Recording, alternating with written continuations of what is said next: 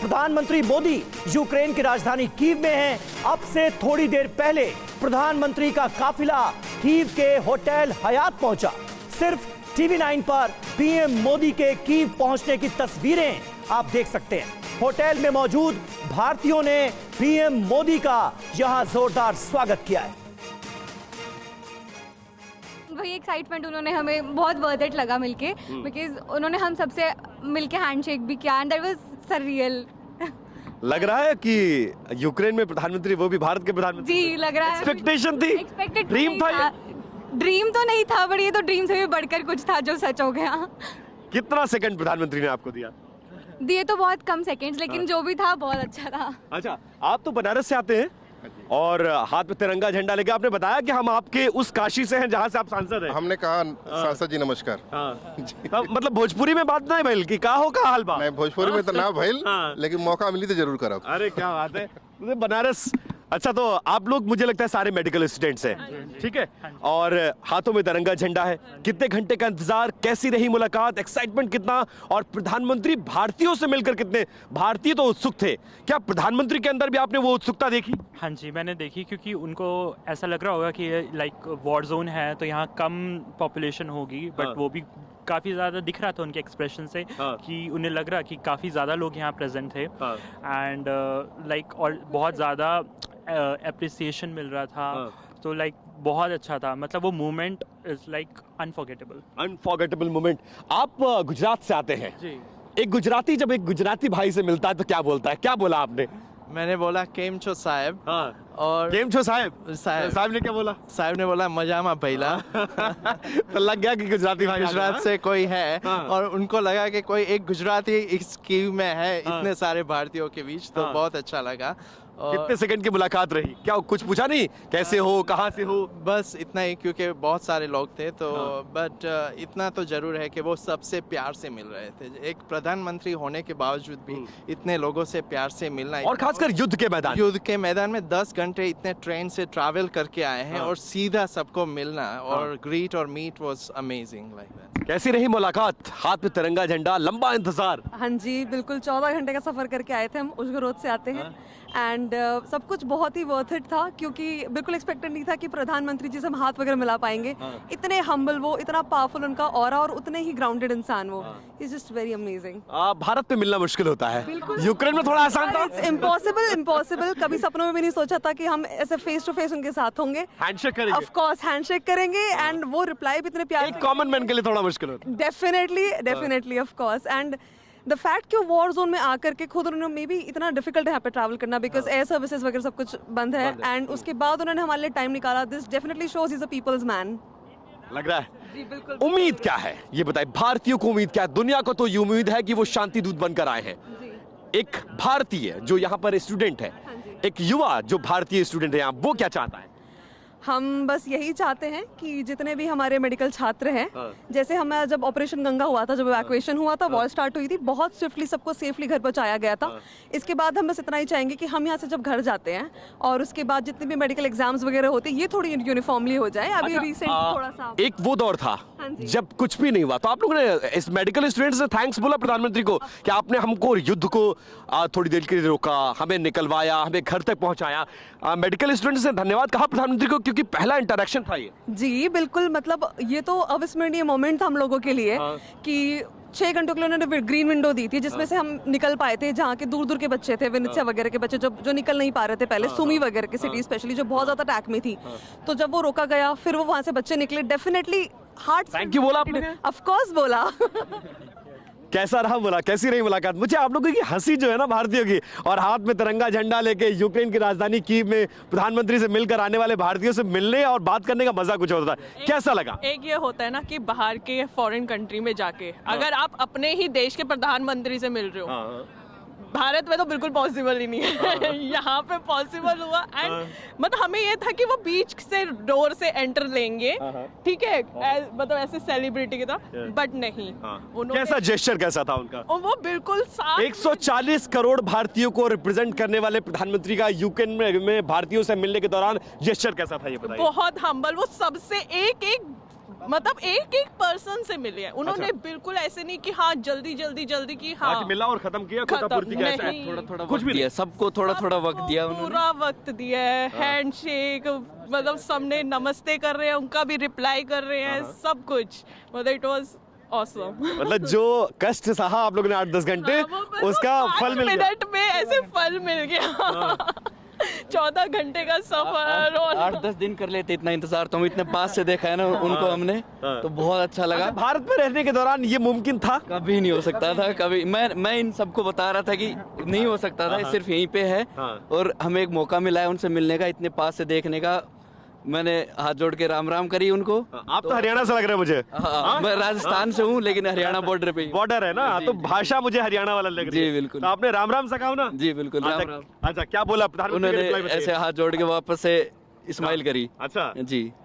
तो आप लोग मेडिकल स्टूडेंट हैं? हाँ जी। अच्छा, उस दौर की कोई चर्चा नहीं की प्रधानमंत्री ने कि आपने भारतीयों के लिए हमारे बारे में सोचा? कोई धन्यवाद, कोई बातचीत? लोग बहुत ज्यादा थे, इतना टाइम नहीं मिला। हाँ। तो वो सबसे जस्ट मिलते गए। लेकिन अगर वक्त मिलता तो आप लोग धन्यवाद देते? जी बिल्कुल। ये तो क्या कहते हैं, क्या कहते हैं? बस यही बोलते कि उस टाइम के लिए बहुत बहुत धन्यवाद। और क्या ही बोलते, लाइक अनएक्सपेक्टेड था उस टाइम भी ऐसे निकलना। यहाँ 25 कंट्रीज के स्टूडेंट्स पढ़ते हैं। पहली कंट्री इंडिया थी जिसके बच्चे सबसे पहले इवैक्यूएट हुए हैं। और मोदी जी की वजह से जैसे पाकिस्तान हो गया, सऊदी अरेबिया हो गया, इनके बच्चे भी हमारी वजह से निकले, तिरंगा झंडा पकड़ के निकले थे सारे। अच्छा, मतलब पाकिस्तान के, अफगानिस्तान के बच्चे इस तिरंगे झंडे को हाथ में लेकर यहाँ से निकले, ये आप लोगों ने देखा था? ये पर्सनल एक्सपीरियंस? जी बिल्कुल, हमने देखा था। अच्छा जी। तो ये गौरवशाली क्षण होता है बिल्कुल। भारत कि दूसरे के देश को लोग भी जान बचाने के लिए भारतीय तिरंगा झंडा लेकर जा रहे हैं। भारतीय तिरंगा झंडा मतलब ये शान है, आन बान और शान। बिल्कुल। हाँ। शान बढ़ाई है। हाँ? मोदी जी ने ये शान बढ़ाई है बस। अच्छा, बिल्कुल। तो आज मुलाकात, बातचीत कैसा लगा? बहुत अच्छा लगा, आप बहुत लोग के चेहरों की मुस्कान बता रही है कि ना हम बहुत गदगद हैं आज तो। बिल्कुल। जी जी बिल्कुल।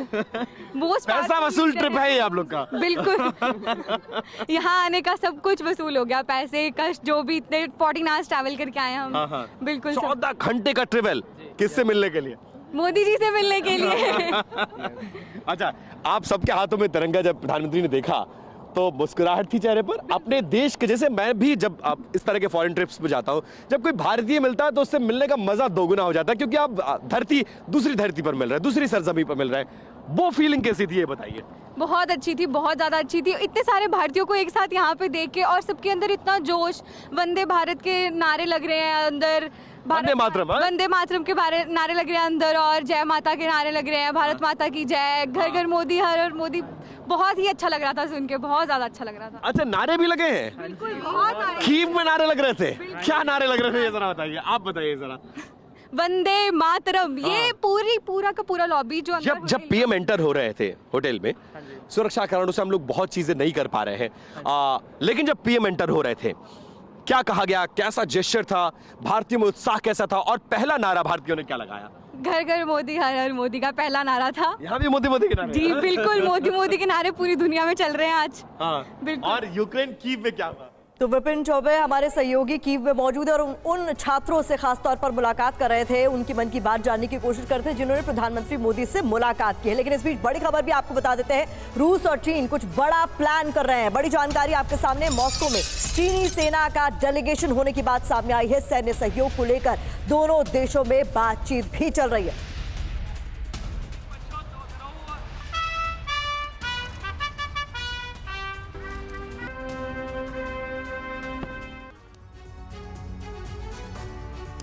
और ऐसे समय में जब कुर्स में यूक्रेन ने रूस को पटखनी दी है, पुतिन आग बबूला है, इंतकाम का ऐलान कर चुके हैं। चीन ने अपनी चाल चल दी है। रूस का हमदर्द बनने की एक्टिंग करने वाला चीन सैन्य सहयोग देने की बात कर रहा है रशिया को।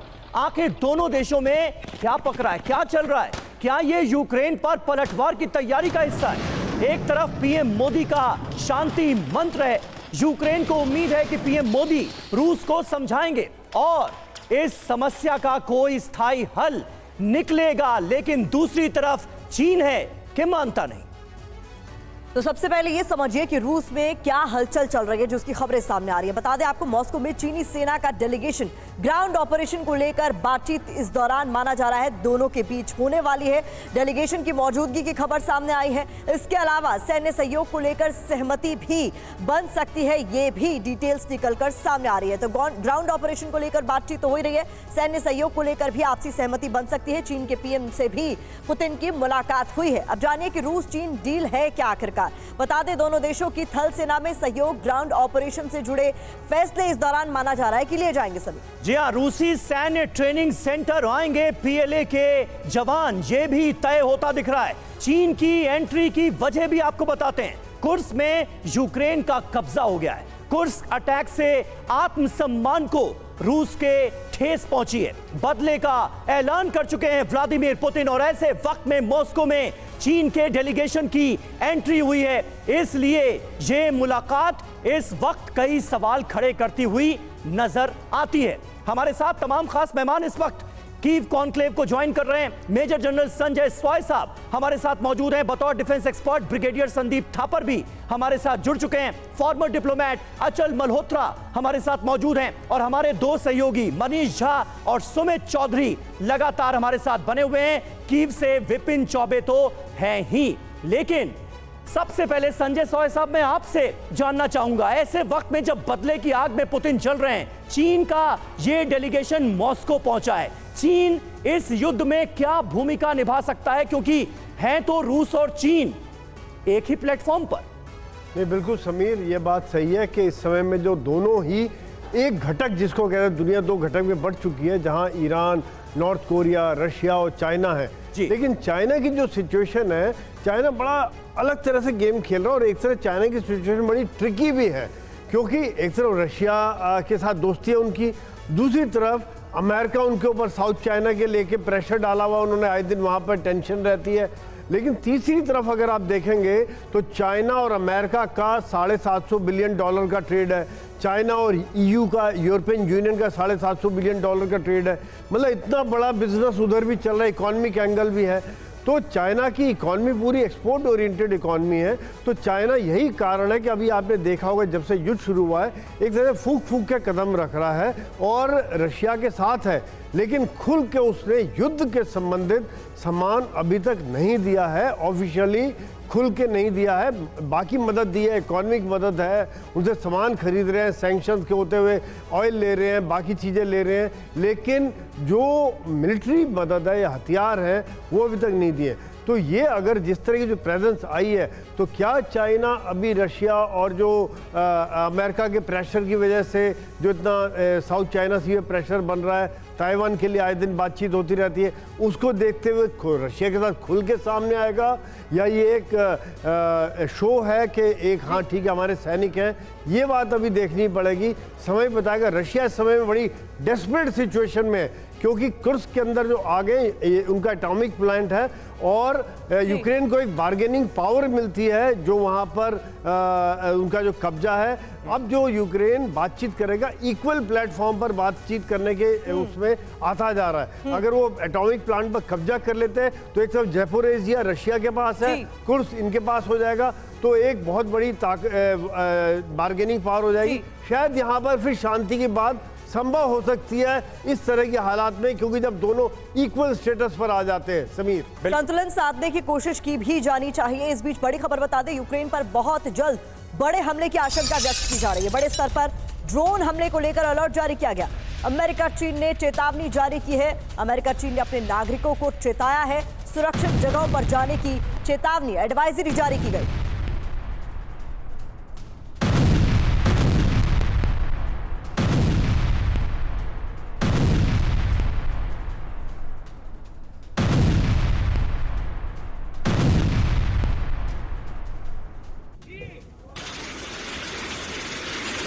तो ये बड़ी खबर सामने आ रही है, जहां पर बड़े स्तर पर ड्रोन हमले को लेकर अलर्ट जारी कर दिया गया है यूक्रेन में, और बाकायदा अमेरिका और चीन ने अपने नागरिकों को चेतावनी जारी की है, एडवाइजरी जारी कर दी गई है कि वो सुरक्षित रहें।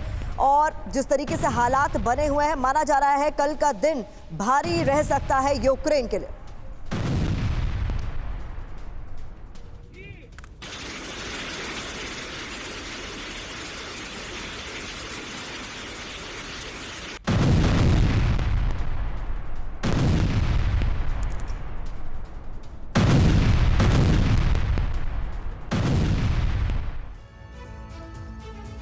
तो देखिए, ऐसे समय में जब कुर्स में यूक्रेन ने रूस को पटखनी दी है, पुतिन आग बबूला है, गुस्से में इंतकाम का ऐलान कर चुके हैं। चीन ने अपनी चाल चल दी है, रूस का हमदर्द बनने की एक्टिंग करने वाला चीन सैन्य सहयोग देने की बात कर रहा है। किसको?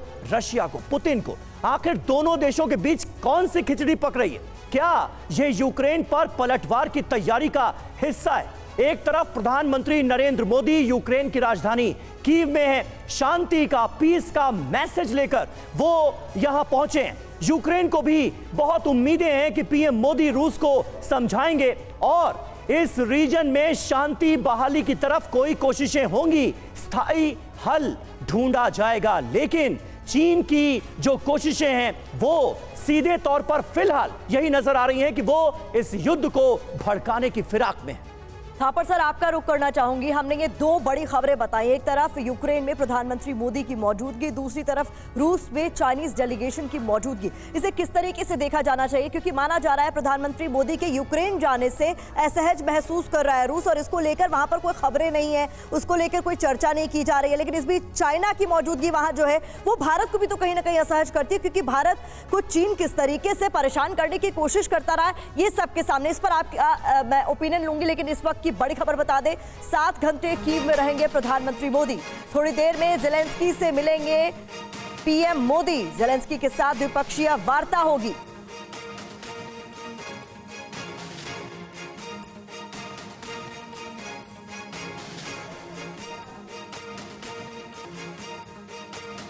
संवाददाता विपिन चौबे चूंकि कीव में ही मौजूद है, उनका मैं रुख करना चाहूंगी। इस वक्त किस तरीके की हलचल कीव में है, क्योंकि प्रधानमंत्री मोदी का कीव पहुंचना बेहद अहम है। संतुलन साधने की एक बड़ी चुनौती और कोशिश हो सकता है कि आज हम होते हुए देखें।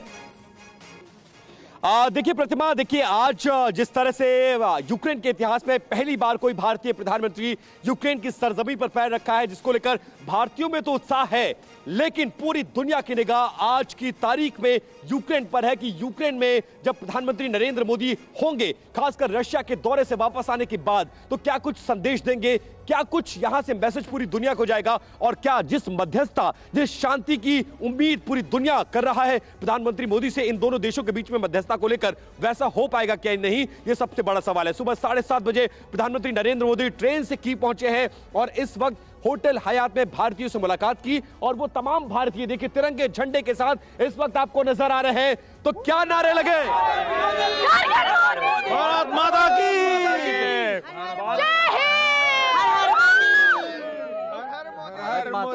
तो देखिए भारतीयों के एक्साइटमेंट कितने ज्यादा है, और मैं आप सभी से जानना चाहूंगा अपने प्रधानमंत्री को विदेश की सरजमी पर देखकर कैसा लगा आप सबको? बहुत अच्छा लगा, बहुत ही अच्छा लगा, बहुत अच्छा लगा। क्या बातचीत हुई ये बताइए? बातचीत तो नहीं हुई, लेकिन हमने हाथ मिलाया और इंटरैक्शंस हुए, तो वो बहुत ही अच्छा एक्सपीरियंस। ये एक्सपेक्ट कभी किया था? बिल्कुल भी नहीं, बिल्कुल भी नहीं, बिल्कुल भी नहीं, कभी नहीं किया था, कभी नहीं किया था, कभी नहीं किया था। मैंने तो बोला एक पिक्चर दे दीजिए मोदी जी, बोले जरूर मिलेगी आपको। आपने बात भी की उनसे? हाँ। अच्छा, बच्चों से प्रधानमंत्री का बहुत प्रेम रहता है, खासकर छोटी बच्चियों से। आप भारतीय हैं, छोटी सी बच्ची है, तिरंगा झंडा लेकर आई थी, क्या कहा प्रधानमंत्री ने? मेरा बहुत बहुत धन्यवाद, वो पूरे मोदी जी ने मुझको बहुत आशीर्वाद दिया, बहुत धन्यवाद। मेरा प्राउड मोमेंट, ये मेरा सबसे प्राउडेस्ट मोमेंट मेरा लाइफ में। बहुत धन्यवाद मोदी जी। अभी थोड़ी देर पहले आप TV9 को लेकर कुछ कह रही थी। TV9 देखते हैं आप लोग TV9 देखते हैं कि नहीं देखते, बताइए। सबसे ज्यादा देखता हूँ मैं, सबसे ज्यादा देखते हैं हम लोग। अच्छा, मैंने मोदी जी से बस एक ही चीज बोला कि मोदी जी यूक्रेन को आपका इंतजार था, मोदी जी ने वापस जवाब दिया, अब मैं आ गया हूँ। अच्छा, एक बार फिर से बताइए, भारतीयों ने प्रधानमंत्री मोदी से क्या कहा? मैंने एक क्वेश्चन रखा उनके सामने कि मोदी जी यूक्रेन को बहुत दिनों से आपका इंतजार था, मोदी जी ने बस हाथ उठाकर बोला अब मैं आ गया हूँ। अच्छा, तो उसका वीडियो है हमारे पास। What's your name? Siya. Have you met Prime Minister Modi? जी, मैं मोदी से मिली हूँ। अरे वाह, आप हिंदी बोलती हैं? आ जाइए। अच्छा, आप यूक्रेनियन हैं? नहीं, मैं इंडियन हूँ। आप इंडियन हैं, लेकिन आप लगती यूक्रेनियन हैं। मेरे पापा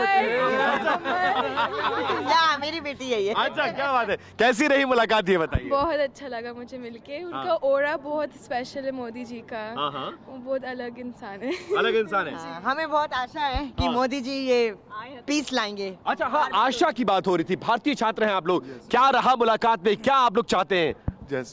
बहुत क्रेजी एक्सपीरियंस था, मैं तो पहली बार ऐसा कुछ एक्सपीरियंस किया। It's a life changing experience you can say at the end of the day. तो क्या बातचीत हुई, क्या कुछ कहा प्रधानमंत्री ने? प्रधानमंत्री ने कहा, ऐसे क्या बताऊं, बट अच्छा लगा, बहुत अच्छा लगा, बहुत अच्छा। हमने हाथ मिलाया, उन्होंने आशीर्वाद दिया, तो हमें उम्मीद है कि कुछ अच्छा ही होगा। लग रहा कि बदलाव आएगा, जिस तरह से पूरी दुनिया को उम्मीद है, क्या कुछ वैसा भारतीयों को क्या उम्मीद है, ये बताइए। हमें भी उम्मीद है कि जरूर अच्छा होगा, हमारे वार्ड को लेकर जरूर बात हुआ होगा।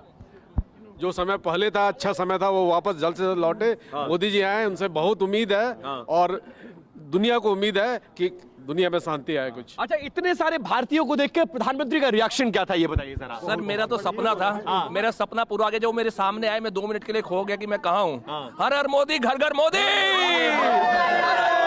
बहुत बढ़िया लगा, बहुत ही बढ़िया लगा। और उनका आना, बहुत ही विनम्र इंसान है। यहाँ पे जरूर शांति लाएंगे, ये तो हमें पूरी उम्मीद है। पूरी उम्मीद है। अब मुझे वो बात उनकी याद आ रही है कि अब मैं आ गया हूँ। तो प्रधानमंत्री ने कोई संकेतों में बात कही है? ओम शांति, ओम शांति, ओम शांति बोला था। ओम शांति ओम। और संकेतों में उन्होंने बता दिया है कि अब अच्छा शांति स्थापित होगी 100%। क्या बोला संकेतों में, फिर से दोहराइए जरा। उनके आंख में ओम शांति, उनके आंख में एक ऐसी झलक आ रही थी कि अब हो जाएगा, अब हो जाएगा, अब हो जाएगा। भारतीयों को उम्मीद है, पूरी उम्मीद है, दुनिया के साथ साथ भारतीयों को पूरी उम्मीद है। देखना, कुछ ना कुछ होगा, कुछ ना कुछ होगा, अच्छा होगा, बेहतर, बहुत अच्छा होगा। अच्छा, बहुत अच्छा होगा, यूक्रेन के लिए बहुत अच्छा होगा। आप लोग को लगता है? तो मुलाकात कैसी रही है, बताइए। बहुत अच्छी, ये हमारा सौभाग्य है। तो बहुत खुश हैं और हमारी भारतीय गदगद हैं। आप कहाँ से हैं?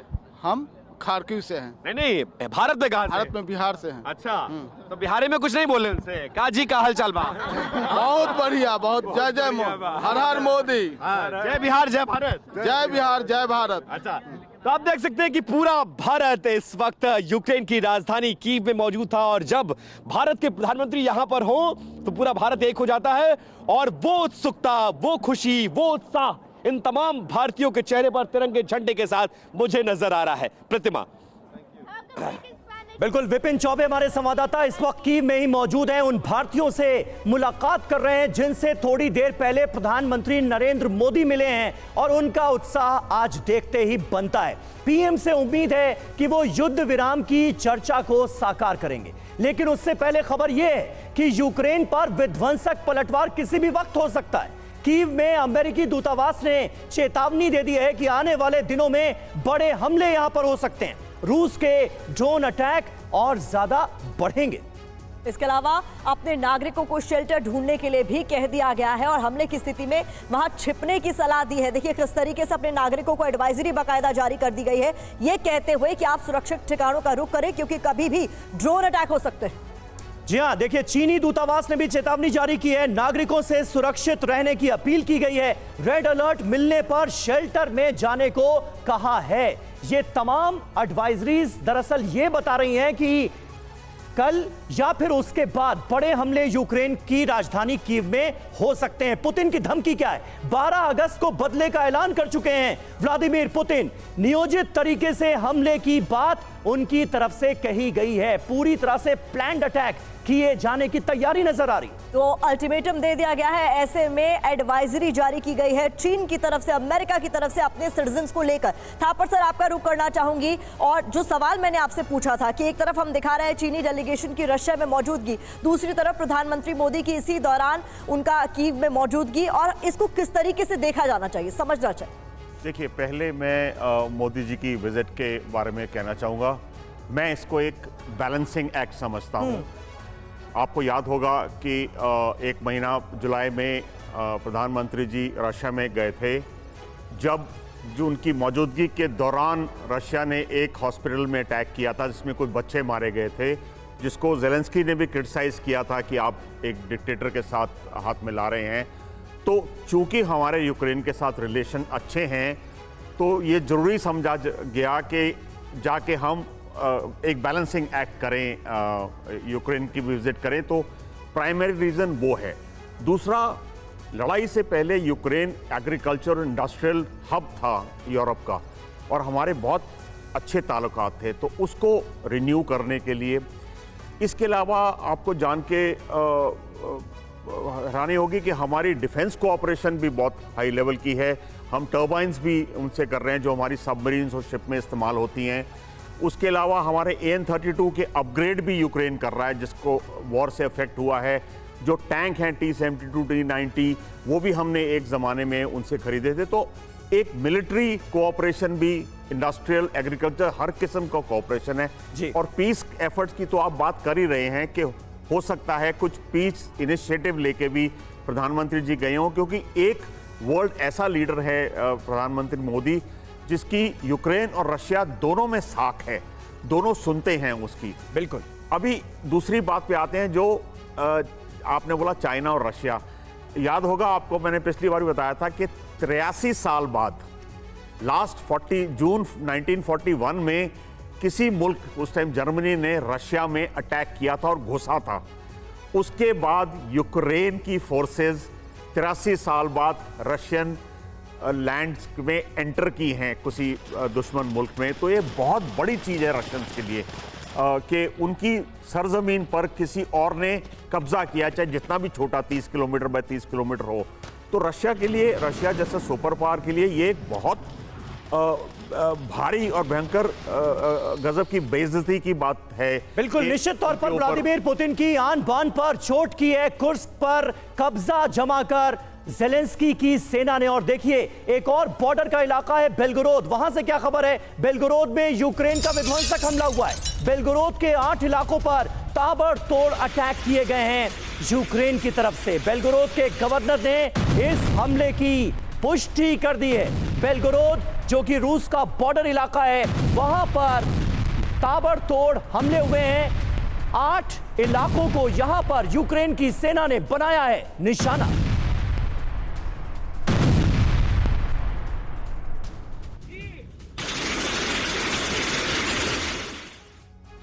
और इस बीच बड़ी खबर आ रही है, रूस के गोव पर यूक्रेन का जबरदस्त हमला हुआ है। गोव में यूक्रेन ने क्लस्टर बम बरसाए। हमले से हताहत लोगों की अभी जानकारी नहीं मिल सकी है, लेकिन तस्वीरें सामने आ रही है। शहर छोड़ चुके लोगों से वापस न आने की अपील भी इस बीच की गई।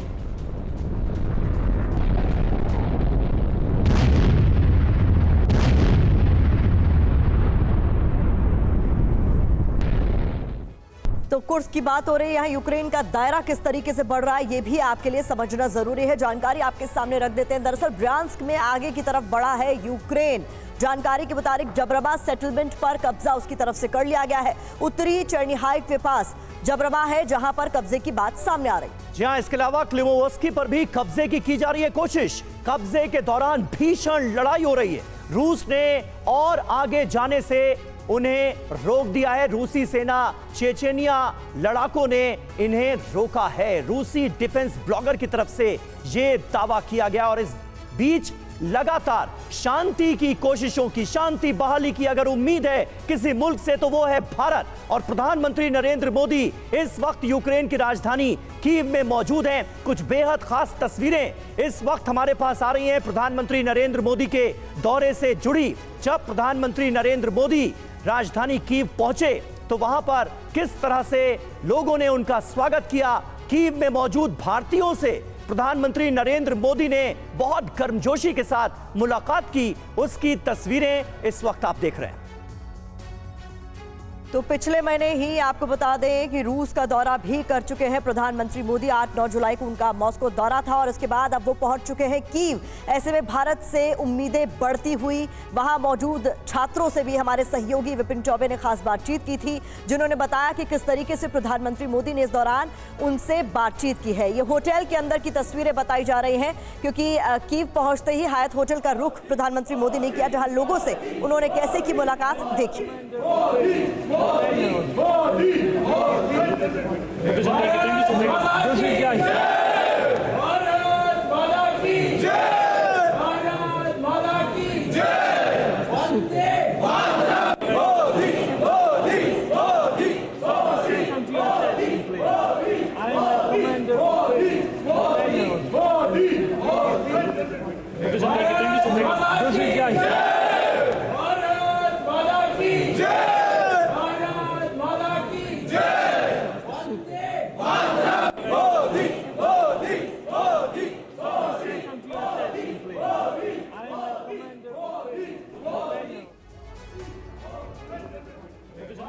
और ये देखिए दूसरी तस्वीर आपको दिखा रहे हैं, मुलाकात के दौरान की ही ये तस्वीर भी। और अभी थोड़ी देर पहले ही आपने देखा विपिन चौबे हमारे संवाददाता जो कि इस वक्त कीव में मौजूद हैं, तमाम भारतीयों से बात कर रहे थे और वो सभी इसी मुलाकात का जिक्र कर रहे थे। प्रधानमंत्री नरेंद्र मोदी एक एक कर भारतीय समुदाय के तमाम लोगों से मिले हैं, भारतीय स्टूडेंट्स के साथ उन्होंने मुलाकात की है। सबके हाथों में तिरंगा नजर आ रहा है, नारे भारत माता की जय के लगते हुए नजर आ रहे हैं। तस्वीरें आप देखिए जब बहुत गर्मजोशी के साथ प्रधानमंत्री नरेंद्र मोदी ने भारतीय समुदाय के लोगों से मुलाकात की, भारतीयों से उन्होंने मुलाकात की।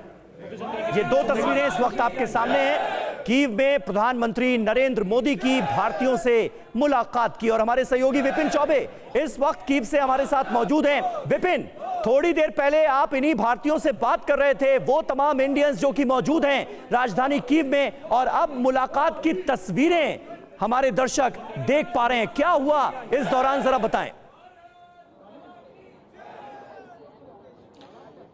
देखिए, कई घंटों से जो भारतीय हैं जो यूक्रेन के अलग अलग इलाकों में रहते हैं वो भारतीय प्रधानमंत्री से मिलने के लिए होटल हयात पहुंचे हुए थे। उन सबको अंदर उनके रुकने का इंतजाम करवाया गया था और वहां होटल की लॉबी में कई घंटों से भारतीय इंतजार कर रहे थे।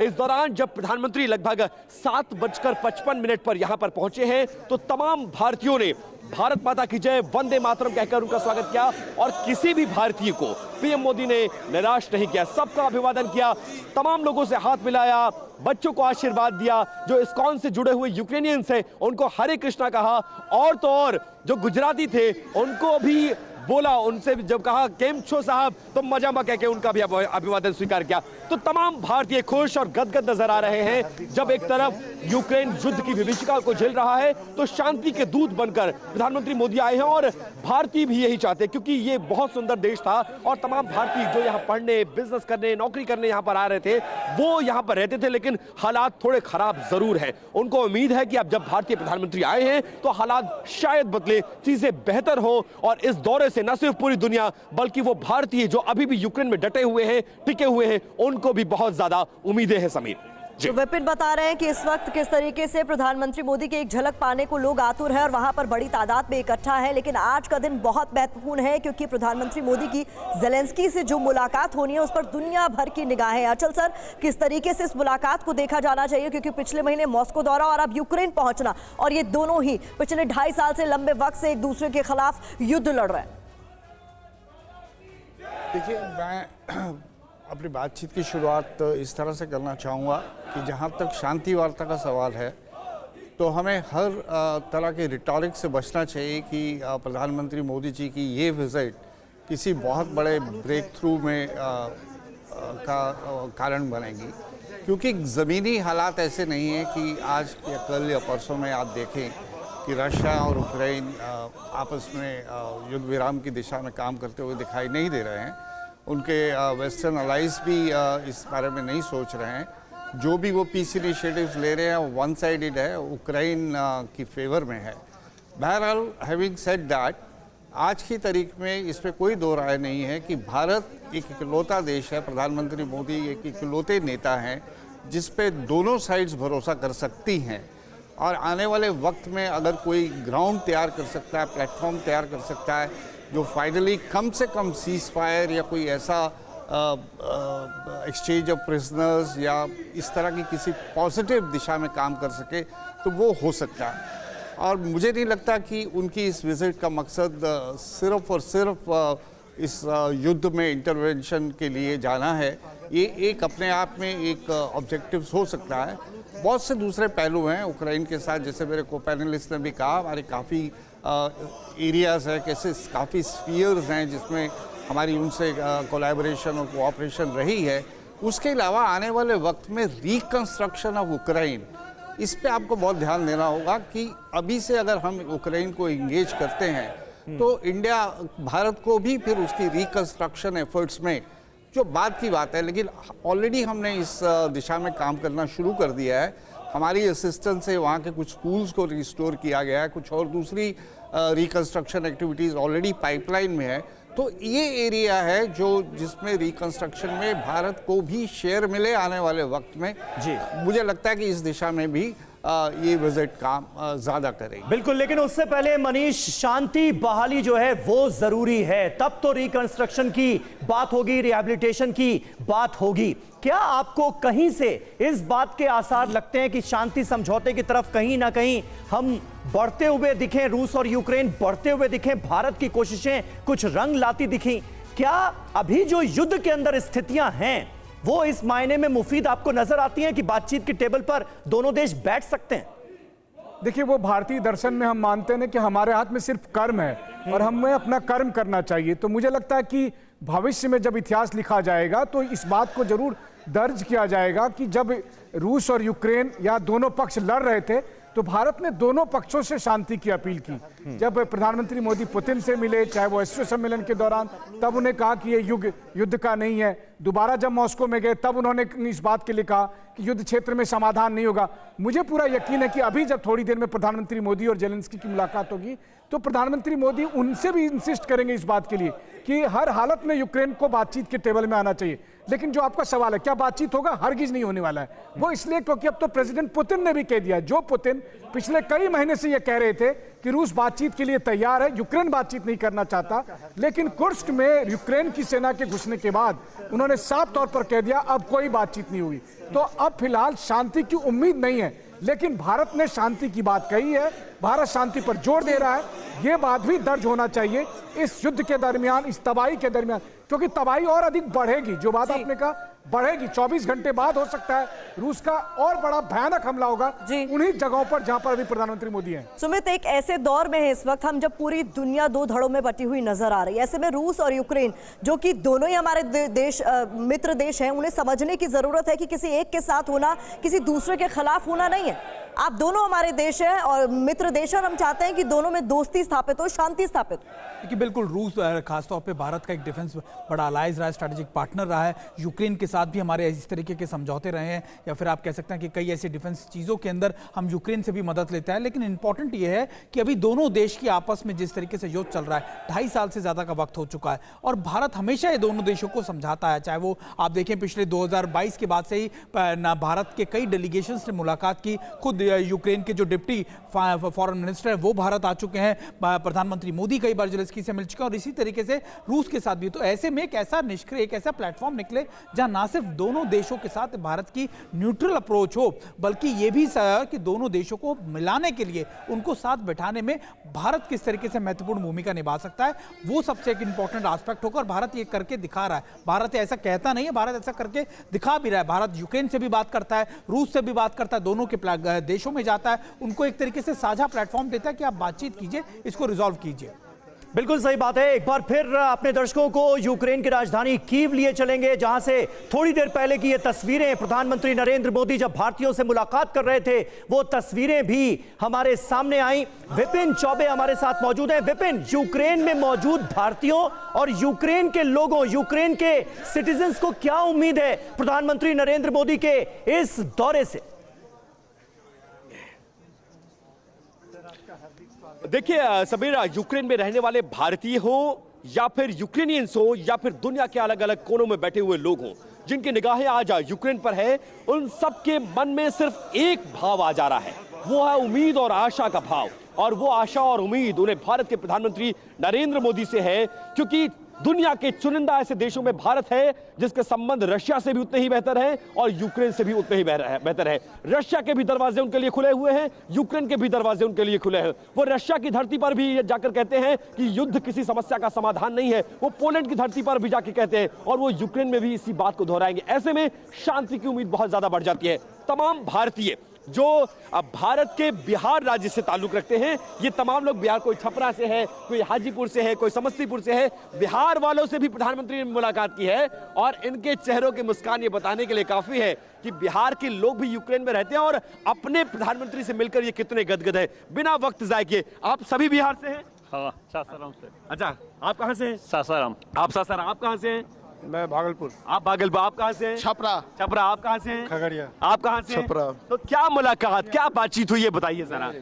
बातचीत यही हुई कि उन्होंने कहा कि ओम शांति, मतलब अपना भाषा में बात कैली है कि ना कैली है ये बताइए। उतना समय नहीं मिलता है, समझ बहुत कम समय। अगर समय मिलता तो बात करते। जरूर करते। अच्छा, क्या बात करते? क्या कि जैसे की हाल बा क्या बात है ये बताइए। आप तो इतना बड़ा तिरंगा झंडा लेकर आए थे। मैं एक्चुअली बिहार से डेरी ऑन्सो की जगह से हूँ मैं। और मैं भी यहाँ 25 सालों से हूँ और मैं मेडिकल पढ़ाई खत्म की और डॉक्टर यहाँ पे हूँ। और मुझे मोदी से मिलकर बहुत अच्छा लगा। मैं यही उम्मीद करता हूँ कि जो अभी एक्साइटेड थे आप लोग? बहुत ज्यादा एक्साइटेड लग रहा है कि कुछ होगा, जैसे दुनिया पूरे उम्मीद से है। बिहार वाले जो यहाँ पर है वो क्या उम्मीद लगा कर बैठे हैं? मतलब मोदी से तो 100% उम्मीद लगा के बैठे हुए हैं और युद्ध रुकेगा बिल्कुल। और यहाँ पे जिस तरह से लोग इकट्ठा हुए हैं, यूक्रेन के कोने कोने से लोग आए हैं, रात भर चल के यहाँ पे आए हैं गाड़ियों से अपने, तो काफी एक्साइटेड है लोग। मोदी एक्साइटमेंट बहुत ज्यादा है। बिहार वालों ने क्या कहा, लिट्टी चोखा वगैरह ऑफर किया कि नहीं? बिहार की पहचान है। उन लोगों से बातचीत कर रहे हैं जो प्रधानमंत्री मोदी को देखने के लिए आतुर है। और इस बीच देखिए बड़ी खबर भी सामने आ रही है। जर्मनी में रूसी ड्रोन दिखने से हड़कंप मच गया है। जर्मनी के न्यूक्लियर प्लांट के पास ये ड्रोन दिखे हैं। ड्रोन दिखने के बाद जर्मनी में अलर्ट की स्थिति है।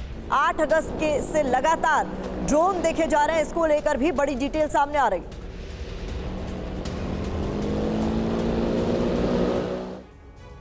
तो देखिए जो खबरें, जो तस्वीरें सामने आ रही हैं, उसके बाद सवाल यही है कि जर्मनी के न्यूक्लियर प्लांट पर क्या कोई खतरा है? न्यूक्लियर पावर प्लांट के पास दिखे रूसी ड्रोन। कई संवेदनशील इलाकों में रूसी ड्रोन देखे गए हैं। जर्मनी में 8 अगस्त से 20 अगस्त के बीच कई बार ड्रोन्स देखे गए। नो फ्लाई जोन के भी उल्लंघन का आरोप लगाए। रूस में बने ओरियन 10 ड्रोन दिखने का किया गया है दावा। लंबी दूरी तक अटैक करने वाले ये ड्रोन बताए जा रहे हैं। जर्मनी के अधिकारी ड्रोन घुसपैठ की वजह की जांच कर रहे हैं। और इस बीच आपको बता दें, कथित रूसी ड्रोन घुसपैठ के बाद नेटो अलर्ट पर है। जर्मनी में नेटो ने जारी किया है चार्ली 2 अलर्ट।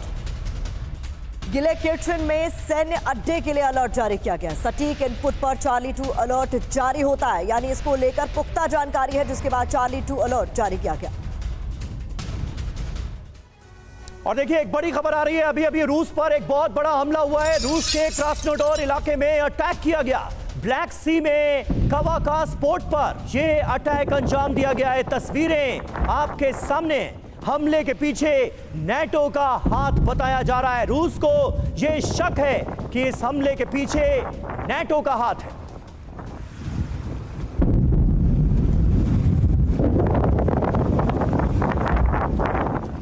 तो सबसे पहले जानिए कि खबर क्या है। बता दें, क्रास्नोडोर में ऑयल टैंक लदे शिप पर अटैक की खबर सामने आई। कावकास पोर्ट पर बनाया गया निशाना, तो ये खबर है। और इसमें आपको समझना होगा कि आरोप लग रहा है नेटो पर कि क्रास्नोडोर में पहली बार नेटो का अटैक हुआ है। इसके अलावा जो जानकारी सामने आ रही है, एक डिटेल आपके सामने खबर है कि जहाज पर 30 फ्यूल टैंक लदे हुए थे। आरोप है कि हमले की साजिश पहले से ही रची गई थी। इसके अलावा डिटेल मिल रही है 17 क्रू सदस्यों को बचा लिया गया है। आरोप है हमले की साजिश पहले से रची गई। आग बुझाने के लिए विशेष ट्रेन की भी मदद ली जा रही है। कर्च ब्रिज के पास है कावकास पोर्ट, जिसको लेकर यह बड़ी खबर सामने आई। सब जी और एक बार फिर कीव का रुख करते हैं। विपिन चौबे लगातार वहां से हमारे साथ बने हुए हैं। विपिन, यूक्रेन के लोगों के मन में क्या चल रहा है? क्योंकि प्रधानमंत्री नरेंद्र मोदी जब पोलैंड में थे तब आप यूक्रेन पहुंच गए थे। यूक्रेन के अलग अलग शहरों से होते हुए आप कीव पहुंचे हुए हैं। यूक्रेन के जो आम लोग हैं इस युद्ध को लेकर और प्रधानमंत्री नरेंद्र मोदी के इस दौरे को लेकर, शांति समझौते की तमाम कोशिशों को लेकर उनके मन में क्या है, जरा बताएं। देखिए, भारतीयों के साथ साथ यूक्रेनी बहुत ज्यादा आशा और उम्मीद से इस दौरे में हैं, क्योंकि उन्हें लगता है कि कोई तो है जो दोनों तरफ बात कर सकता है। कोई खुलकर ये कह सकता है कि नहीं, युद्ध किसी समस्या का समाधान नहीं है। कोई ये कह सकता है कि शांति यानी डिप्लोमेसी से ही बातचीत निकल सकती है, बातचीत हो सकती है और कोई सॉल्यूशन निकल सकता है। ऐसे में जब प्रधानमंत्री नरेंद्र मोदी रशिया के दौरे के 6 हफ्ते के बाद यूक्रेन की सरजमी पर हैं, तो ये लोग बहुत ज्यादा होपफुल हैं। इन्हें लगता है कि शायद नेगोशिएशन की टेबल पर दोनों देशों को लाया जा सके और जिस युद्ध की विभीषिका को यूक्रेन पिछले 2.5 सालों से झेल रहा है, उस इसको रोका जा सकेगा, बातचीत किया जा सकेगा और कम से कम उसकी इंटेंसिटी को कम किया जा सकेगा, क्योंकि बहुत कुछ डिस्ट्रॉय हो गया है। कीव में तो हालात थोड़े से ठीक है, लेकिन बॉर्डर इस एरिया में बहुत ज्यादा हालात खराब है और उसको अगर सुधार करना है तो इस युद्ध पर विराम लगाना होगा और उसमें प्रधानमंत्री नरेंद्र मोदी की भूमिका बहुत बड़ी है। सिर्फ भारत नहीं बल्कि दुनिया के अलग अलग देश और स्पेशली यूक्रेन और रशिया के लोग भी ये चाहते हैं कि अब ये युद्ध रुकना चाहिए, क्योंकि आम लोगों को इस युद्ध से कुछ भी हासिल नहीं होगा। इसलिए यूक्रेनियंस कह लीजिए, इंडियंस कह लीजिए, हर कोई इस विजिट से बहुत ज्यादा होपफुल है। जो भी भारतीय प्रधानमंत्री से मिलकर निकले हैं वो भी यही बात दोहराते नजर आए और प्रधानमंत्री के जेस्चर में एक बात और नजर आई।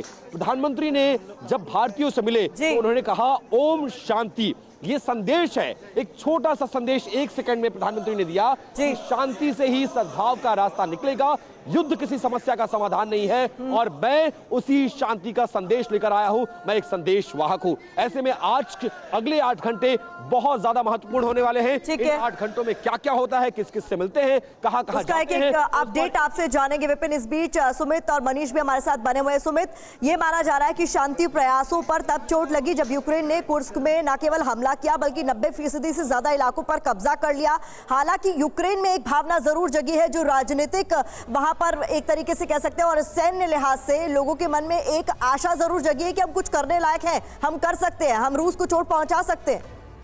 देखिए बिल्कुल एक तरीके का मैं आपको कह रहा हूं कि मोराल हाई हुआ है, खासतौर पे ना सिर्फ यूक्रेन की फोर्सेस के अंदर बल्कि यूक्रेन लगातार नाटो देशों से जिनसे मदद ले रहा था उनके अंदर भी। अमेरिका को बहुत ज्यादा आश्वासन दिया गया था यूक्रेन की तरफ से 2 सालों से कि देखिए हम आप हथियार दीजिए, हम कुछ बड़ा करेंगे, लेकिन वो हो नहीं रहा था और यही वजह है कि अब अमेरिका भी एक तरीके से बैकफुट पे आ गया था। अमेरिका की ज्यादा प्रायोरिटी इजराइल बनता जा रहा था और यूक्रेन इस बात को लगातार कह रहा था कि हमको भी सामान दीजिए। और ऐसा नहीं है कि सिर्फ अमेरिका के साथ था, ब्रिटेन के साथ, जर्मनी के साथ, पोलैंड के साथ, यहां तक कि कई और देशों के साथ, लताविया के साथ में। और ऐसा इसलिए बन रहा था क्योंकि यूक्रेन लगातार अपनी जमीन खोता जा रहा था जंग लड़ने की। और अब जब कुर्स्क के अंदर या फिर बेलग्रेड के अंदर उनके इतने अग्रेसिव ऑफेंसिव ऑपरेशन दिखाई दिए और उन्होंने दिखाया कि हम यूक्रेन में मॉस्को के अंदर अटैक कर सकते हैं, हमारे पास वो कैपेबिलिटीज हैं, हमारी अभी भी सेना इंटैक्ट है, तो निश्चित तौर पर एक उनके लिए एक प्लस पॉइंट जाए। और ये प्लस पॉइंट या फिर आप कह सकते हैं ये उनका जो स्ट्रेंथ है वो नेगोशिएशंस में भी दिखाई देगा। वो लगातार अपनी बातें कह सकेंगे, अपनी बातें मनवाने की कोशिश कर सकेंगे और यही उनका पूरा मकसद था इस ऑफेंसिव ऑपरेशंस के पीछे। बिल्कुल, बहुत बहुत शुक्रिया आप सभी का हमारे साथ इस बातचीत में जुड़ने के लिए।